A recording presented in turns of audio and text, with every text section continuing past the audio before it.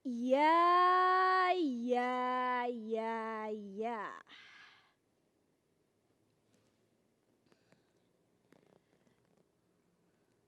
Terserah. Kalau ada orang bilang saya ini adalah perempuan yang lemah.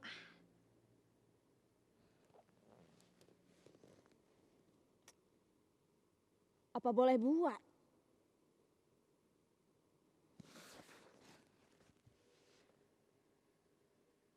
Padahal saya sudah berusaha meyakinkan diri sendiri dengan membaca berpuluh-puluh artikel terpilih dengan fokus psikologi bahwa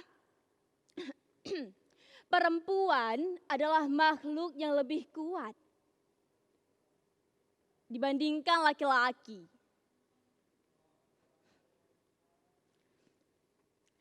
Entahlah, entah. Saya bukan ilmuwan. Makanya saya memilih artikel yang dapat mendukung hidup saya. Anda tahu, saya mencoba mempercayai artikel yang mengatakan bahwa perempuan lebih kuat dibandingkan laki-laki. Bukan fisiknya, melainkan dalam hal mengelola perasaannya. Menurut salah satu artikel yang pernah saya baca,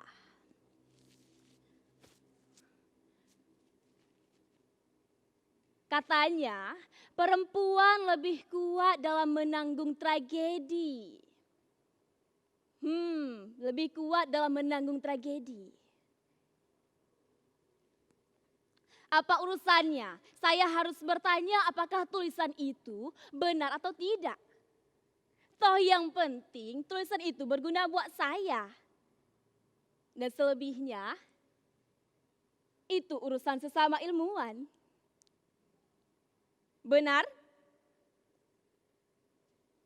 Harus benar. Tetapi atas dasar dorongan itu saya mulai berpikir.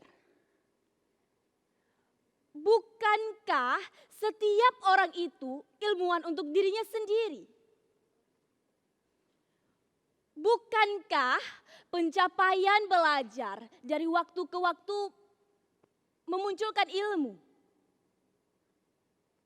Ya walaupun ilmu itu hanya berlaku untuk dirinya sendiri.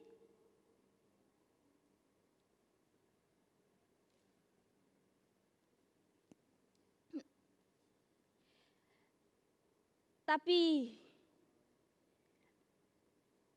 tidak juga. Bagaimana jika orang lain terinspirasi, kemudian merasa cocok dengan metode, teori, atau cara yang ia temukan?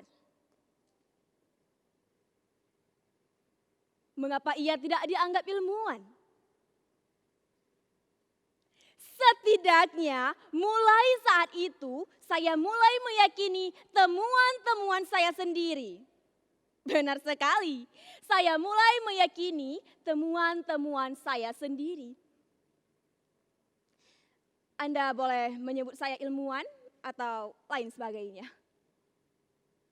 Dan maaf jika saya berbicara dengan sedikit cerdas. Karena pada dasarnya memang demikian. Sejak itu saya terjerumus ke dalam lembah filsafat. Setiap saat saya bergumam, apa kaitan sesungguhnya antara waktu dan peristiwa? Mengapa? Mengapa banyak orang takut terhadap hadirnya peristiwa tragedi yang mengisi ruang dan waktunya? Kebahagiaan, jatuh cinta, mendapat rezeki yang berlimpah hanya bagian kecil. Banyak orang takut terhadap hadirnya peristiwa mengerikan yang mengisi ruang dan waktunya. Kecelakaan, musibah, putus cinta, kehilangan, dan lain sebagainya.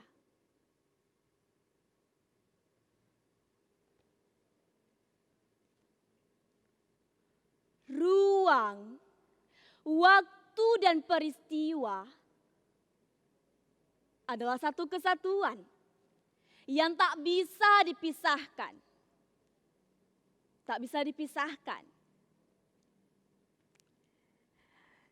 Itulah kunci saya keluar dari semua ini. Saudara-saudara, itulah kunci saya keluar dari semua ini. Keluar dari kemelut ini. Keluar dari kemelut ini. Keluar dari kemelut ini. Keluar dari kemelut ini.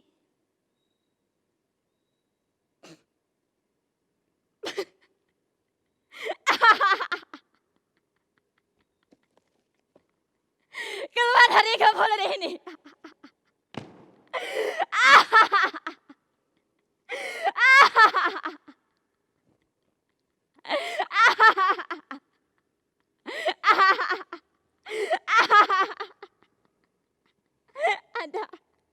Anda percaya?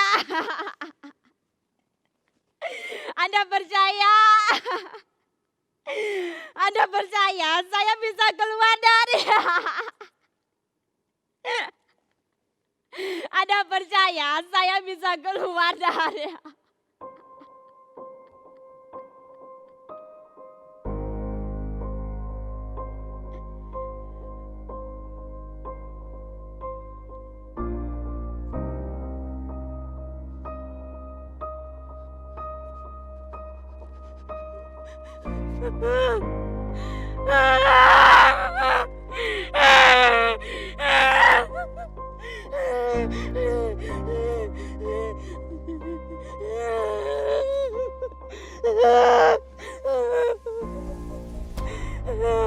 Kurang ajar! Tolong! Dia datang lagi! Tolong! Tolong! Tolong! Dia datang lagi! Tolong!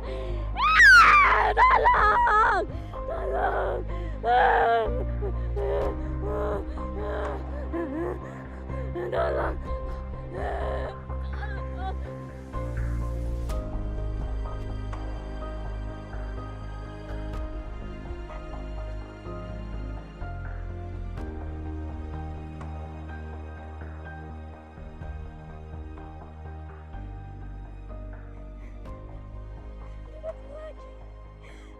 Lagi.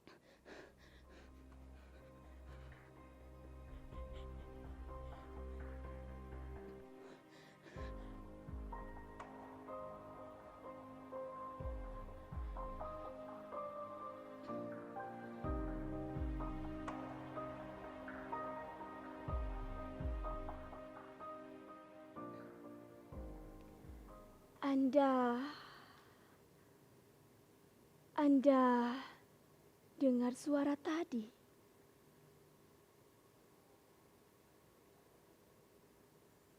Anda dengar suara musik itu?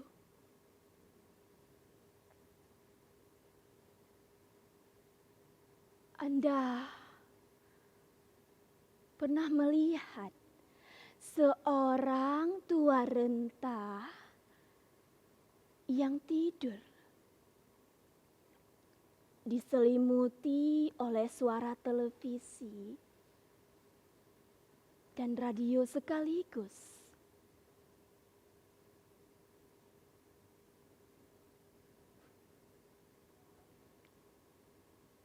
Itulah pada dasarnya setiap orang takut terhadap suara hatinya sendiri yang parah. Makanya ia membutuhkan alat untuk membunuh kesunyian.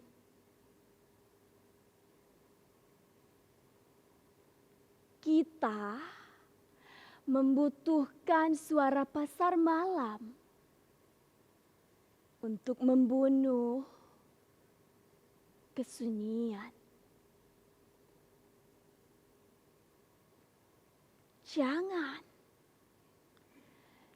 Jangan biarkan ruang dan waktu dikunjungi kesunyian. Tikam kesunyian itu. Bunuh rasa sepi yang mengiris itu. Saya pun mulai mempercayainya. Saya mengundang tukang elektronik untuk mengisi interior dan eksteriornya dengan tata suara yang berpusat pada satu suara. Saya tidak takut lagi ketika malam datang menyerbu dan membawa ingatan saya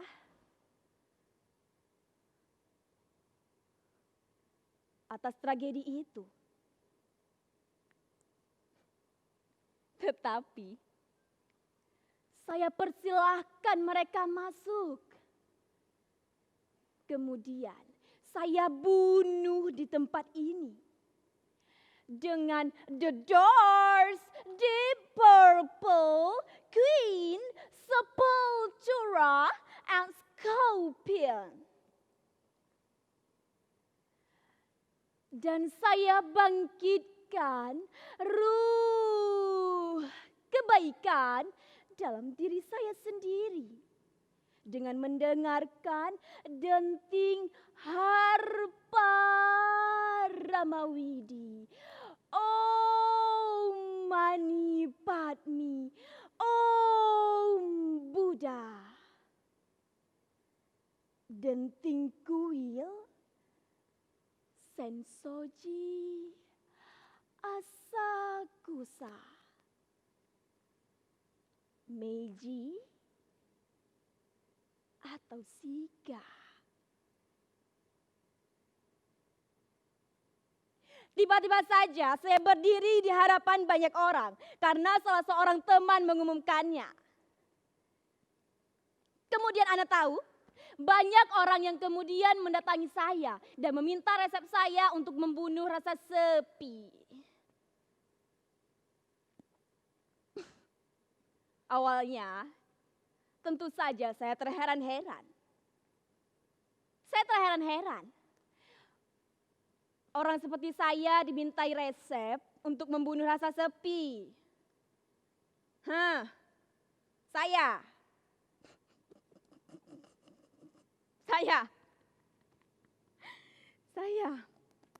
Tetapi ketika satu kali saya terpaksa berbagi metode, teori dan cara yang saya temukan.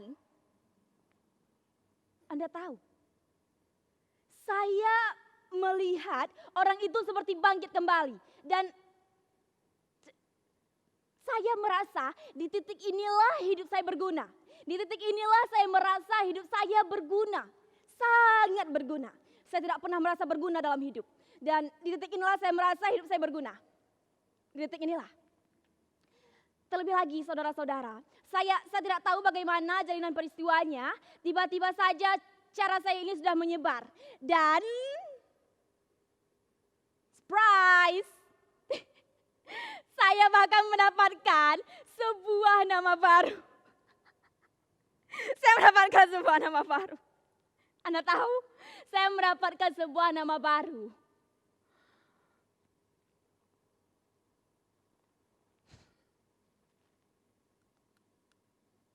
Orang-orang itu tidak tahu bahwa semua ini hanyalah ilusi yang saya ciptakan untuk menutup who is the real me.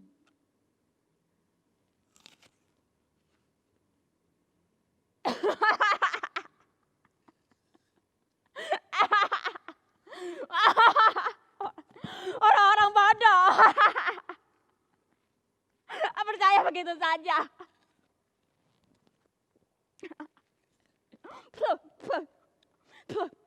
Percaya begitu saja. Orang-orang bodoh. Orang-orang bodoh. Orang-orang bodoh.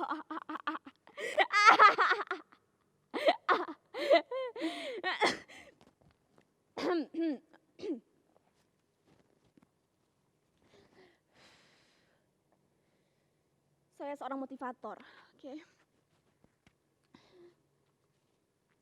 Tapi saya benar-benar mendapatkan sebuah anugerah nama.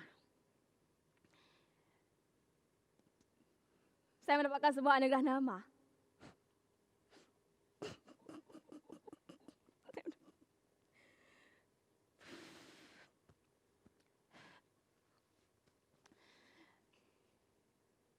Saya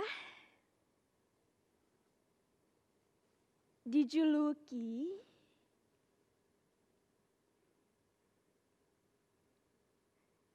Sitar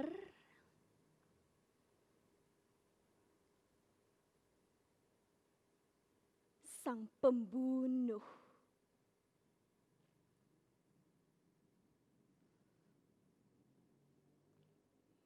Ternyata saya bisa, saya bisa. Wow, saya bisa, saya bisa, saya bisa, saya bisa, saya bisa, saya bisa. Saudara-saudara, saya bisa, saya bisa, saya bisa, saya bisa, saya sukses, saya sukses, saya sukses. Saya sukses, saudara-saudara. Tidak ada yang lebih sukses dari saya. Saya yang paling sukses. Saya sukses.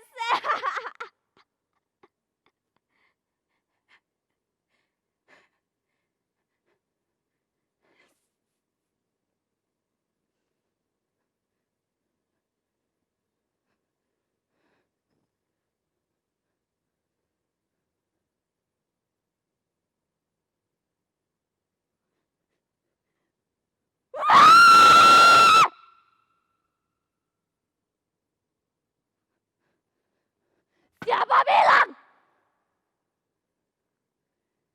Siapa bilang saya akan jatuh ke dalam jurang kehancuran?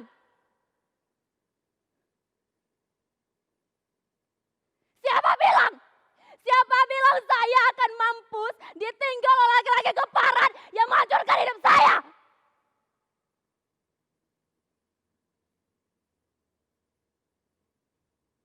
Membunuh karakter saya.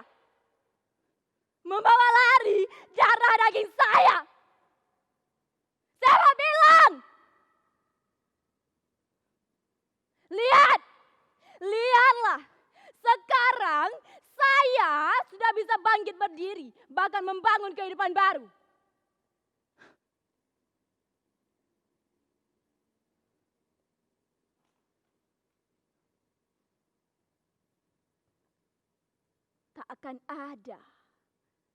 Tak akan ada yang bisa membunuh saya.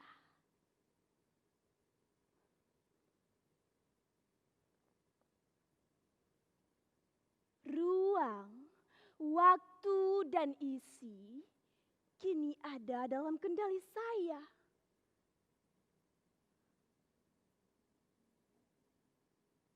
Tak akan ada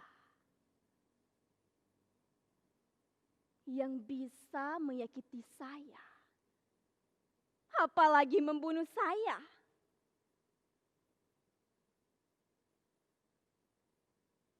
Karena sayalah sang pembunuh mereka. Sayalah sang pembunuh mereka. Sayalah sang pembunuh mereka. Sayalah sang pembunuh mereka. Sayalah sang pembunuh mereka. Sayalah sang pembunuh mereka.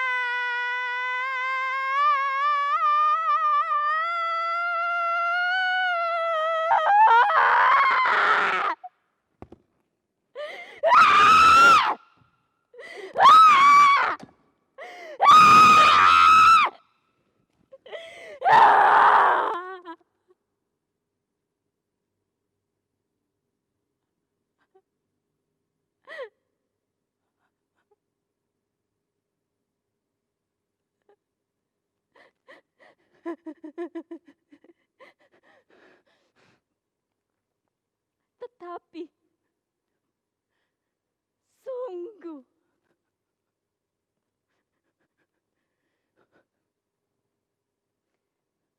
meskipun saya telah dikenal sebagai Sitar sang pembunuh, saya bukanlah orang yang konsisten. Saya tak bisa memecahkan teka-teki ruang, waktu dan peristiwa. Saya tidak bisa.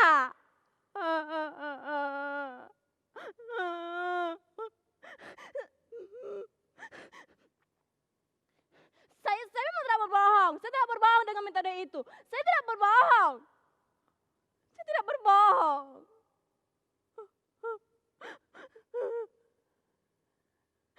Tetapi saya juga tidak bisa menipu untuk menjadi orang yang sempurna. Saya tidak bisa. Saya tidak bisa. Saya tidak bisa.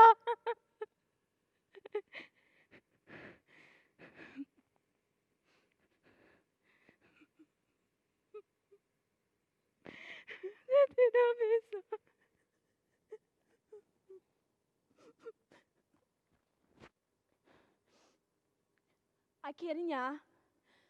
Akhirnya saya hanya bisa memaklumi bahwa semua ini hanyalah upacara sosial, sandiwara sinetron. Satu pihak ada yang butuh hiburan, dan di pihak yang lain ada yang menghibur. Tepuk tangan! Dan selesai. Semua ini emang kosong, bangsat! Semua ini emang kosong! Emang kosong! Emang kosong! Semua ini emang kosong! Emang kosong!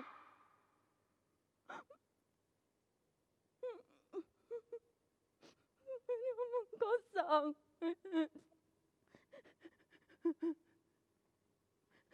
Emang kosong.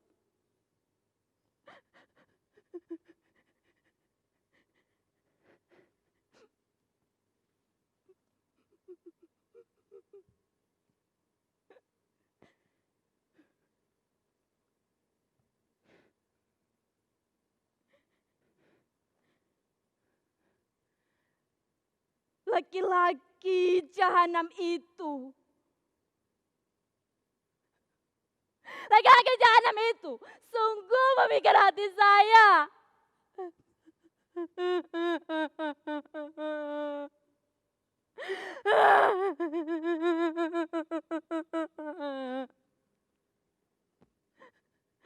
Mata saya diselubungi oleh keindahan semu sehingga saya tak bisa melihat kebenarannya.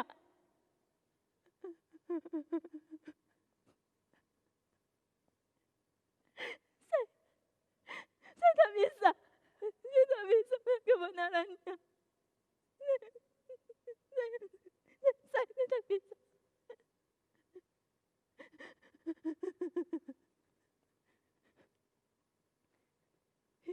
Hingga akhirnya semuanya terbuka setelah tahun kedua.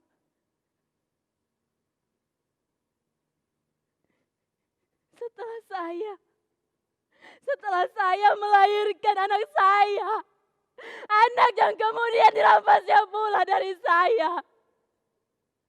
Tolong katakan, tolong katakan, tolong katakan apa yang tersisa dari saya. Tolong katakan, tolong katakan apa yang tersisa dari saya.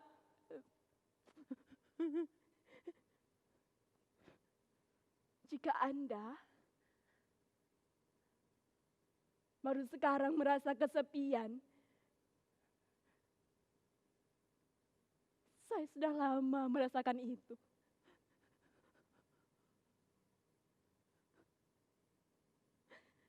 Jauh sebelum corona ini.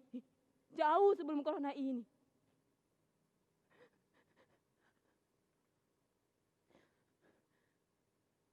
Dia merebut anak saya. Memar di muka dan di tubuh. Mungkin masih bisa diukur. Tetapi bagaimana? Bagaimana dengan memar di hati? Bagaimana dengan memar di hati?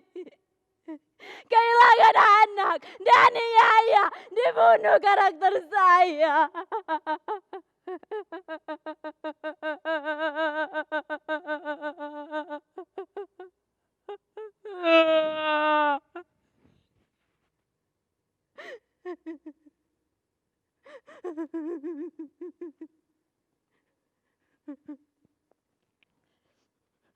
Sampai saya tak bisa. Saya tak bisa meyakini bahwa diri saya ini masih ada. Saya tak bisa meyakini itu. Ketika ia meninggalkan saya dengan merenggut darah daging saya. Anda tahu, saya berada 13 derajat di bawah nol. Siapa?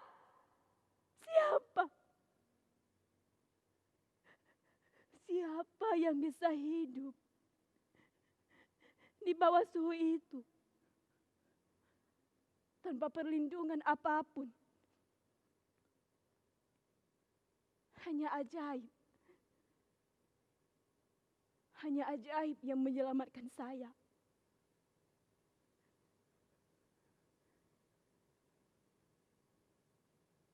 Tetapi mungkin inilah kodrat manusia. Ketika ukurannya melonjak naik, naik pula keinginan dan ambisi saya. Semakin nama saya dikenal sebagai Sitar, sang pembunuh, semakin saya ingin membuktikan label itu secara otentik.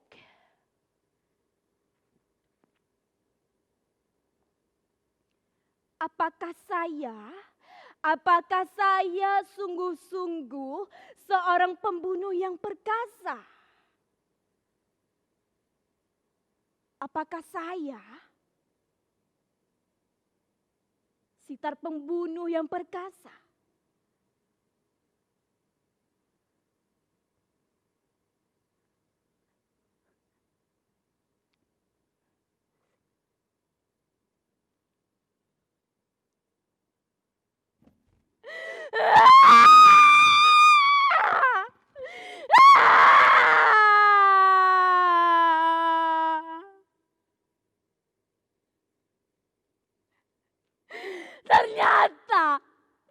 itu tak bisa saya tebus. Tak bisa saya redakan. Tak bisa.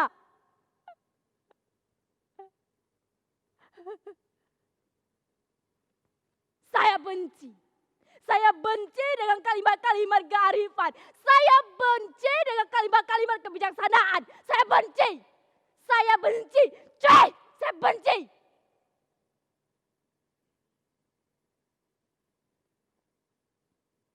Saya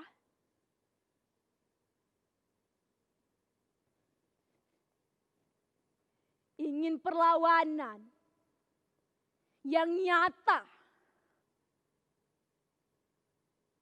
Saya ingin perlawanan yang nyata.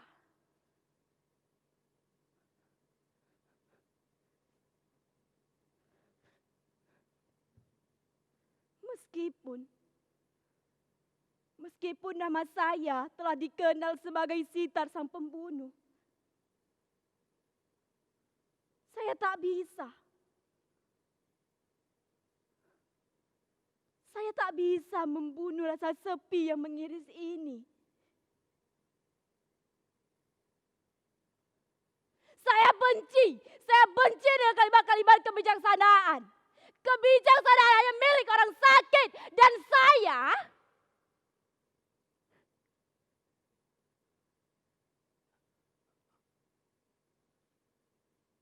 tidak ingin. Saya tidak ingin menjadi orang yang bijaksana.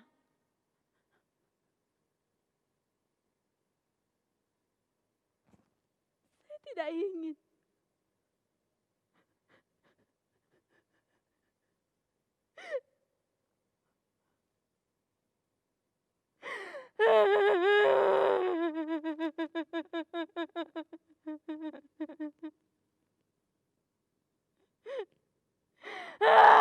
Saya benci.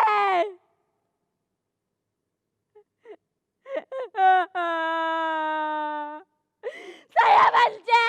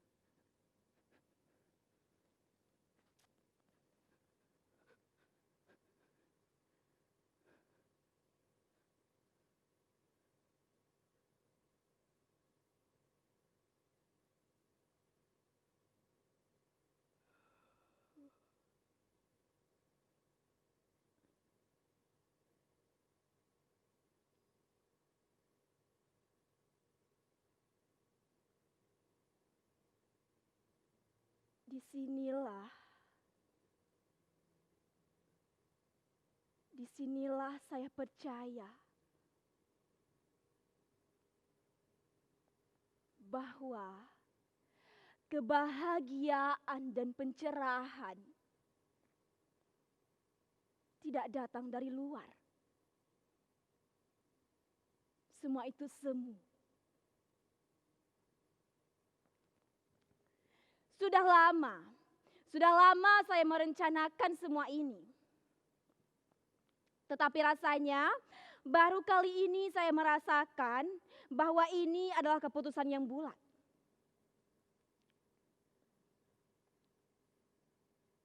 Saudara-saudara, orang-orang itu tidak tahu. Saya sudah menemukan mesin baru pembunuh rasa sepi. Dan saya yakin, saya sangat yakin sekali bahwa cara saya ini akan sangat ampuh. Terlebih di era pandemi seperti sekarang ini. Anda tahu, saya sudah hampir sekitaran 3 bulan tidak bergaji. 3 bulan. Saudara-saudara, saya akan menunjukkan metode baru itu pada Anda. Tetapi maaf, untuk menunjukkan metode baru itu, Saya harus mematikan lampu terlebih dahulu. Oke, saya akan mematikan lampu terlebih dahulu. Tunggulah dan nikmatilah prosesnya. Anda